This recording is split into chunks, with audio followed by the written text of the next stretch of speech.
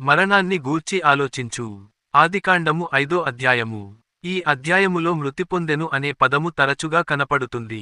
ఏదైనా అంశము తరచుగా చెప్పబడుతున్నప్పుడు దానిని గూర్చి ఆలోచన చేయాలి.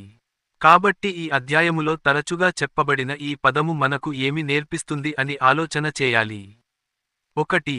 మరణము అందరికి వస్తుంది. ఈ అధ్యాయములో హనోకు మినహాయిస్తే మిగతా అందరూ మరణించారు.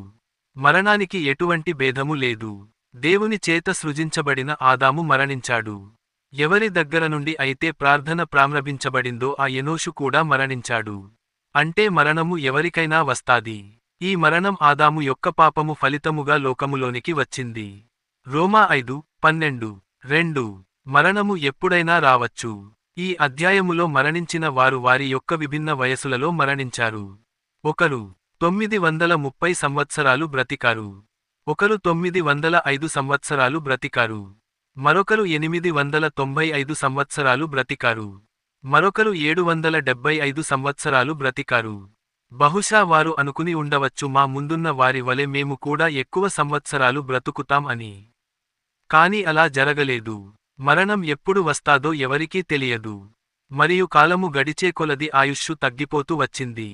ఇప్పుడు రేపు ఏమి సంభవిస్తాదో మనకు తెలియదు. యాకోబు 4:14. 3. మరణించక ముందే దేవునికి ఇష్టముగా జీవించాలి. ఈ అధ్యాయములో అందరూ మరణించారు. కాని ఒక్క వ్యక్తి మాత్రం మరణం చూడకుండా కొనిపోబడ్డాడు. అతడు హనోకు. కారణం అతడు దేవునితో నడిచాడు. హెబ్రీ పత్రిక హనోకు గూర్చి ప్రస్తావిస్తూ అతడు విశ్వాసము కలిగి జీవించాడు. దేవునికి ఇష్టుడుగా ఉన్నాడు వ్రాయడం జరిగింది. హెబ్రీ 11:5. ముగింపు. మరణం ఎప్పుడు ఎవరికి వస్తాదో తెలియదు.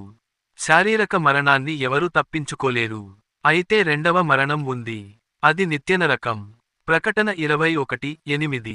ఈ మరణాన్ని తప్పించుకోవాలంటే హనోకు వలె దేవుని యందు విశ్వాసముంచాలి. దేవుని యందు విశ్వాసముంచుట అనగా యేసు ప్రభువని నోటితో ఒప్పుకుని, దేవుడు మృతులలో నుండి ఆయనను లేపెనని నమ్మాలి. రోమా 10:9. ఆయనయందు విశ్వాసముంచువాడు చనిపోయినను బ్రతుకును. యోహాను 11:25. కాబట్టి నీవు శారీరక మరణం పొందకమునుపే దేవునియందు విశ్వాసముంచి రెండవ మరణమైన నరకమును తప్పించుకోండి.